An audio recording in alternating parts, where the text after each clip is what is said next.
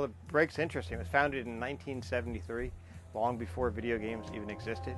Originally, this place was only pinball machines. I can show you pictures of all black and white, and had billiards and pinballs, some coin-operated billiard tables. And as time went on, it became, you'll see we still have signs out front, neon signs that say TV games. That's before anyone coined the phrase video game. And it started in 1973. And my company purchased it in 1985. We've been continuing operating the arcade and been a strong proponent of the tournament culture. Probably our most famous tournaments were the ECC tournaments, which ran for 12 years, I believe. And they got so huge that literally the town rebelled against us. At one point, you would have people parking along the street, up and down the whole street, camping outside, playing video game systems in their cars, and all the stores up and down the street were wired with video so that people could watch the matches in the different stores and audio as well. There's been a whole series of people that we've worked together to run those, and they just grew in popularity for many, many years. It became huge. The largest tournament we ever ran, I think, was close to 300 players in a Marvel vs. Capcom 2 tournament. It was a big culture for tournament players between California and the East, so the East Coast Championships. We'd always have a lot of guys come out from California to play, and sometimes it was close to a riot, but most of the times everyone got along fairly well. It was a pretty good day, good tournament. The break's really unusual for a number of reasons. One, obviously, if you come here, everyone eats our food.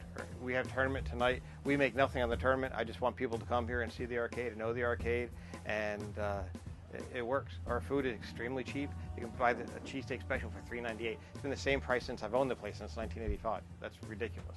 So our key focus hasn't been on making money on each individual thing. It's basically a full package deal. You'll come here, you play games, you play pinball, you play billiards, and eat some food. And we offer, you know, a lot of fun for a decent price. I love this place. This is probably one of the only old school type arcades that have that homegrown feeling. The reason that I come here is my little brother Meza. He got me back into Marvel 3, and he's like, yo, you know, there's this place here that's kind of like the way how we used to go back in New York days, the Brooklyn days, where we used to go to the arcade. There's an old school place like that in Jersey. And I'm like, Jersey has nothing, right? So I came to 8 on the break. Man, I fell in love with it. It's, you know, it's not much, you know, no flat screens.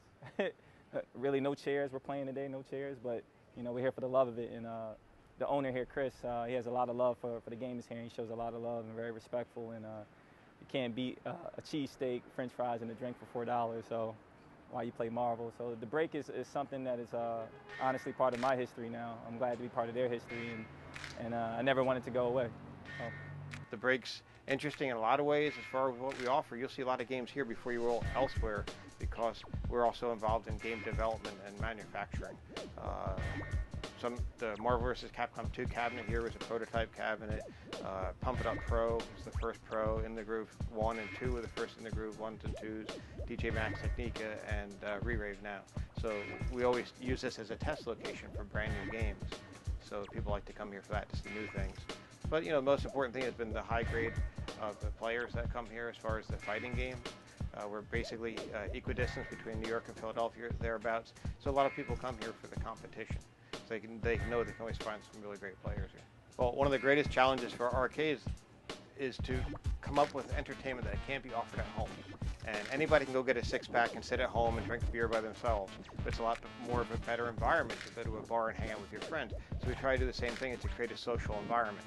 We offer games such as driving games, shooting games, fighting games. We're doing heads-up competition against somebody else. We do streaming weekly. Jaxel does the streaming, and we have people all over the world watching the stream that's going on. A lot of things that you can't get in the home environment, we try to do here. Again, like I said, with the new games that aren't offered elsewhere, we'll have those first.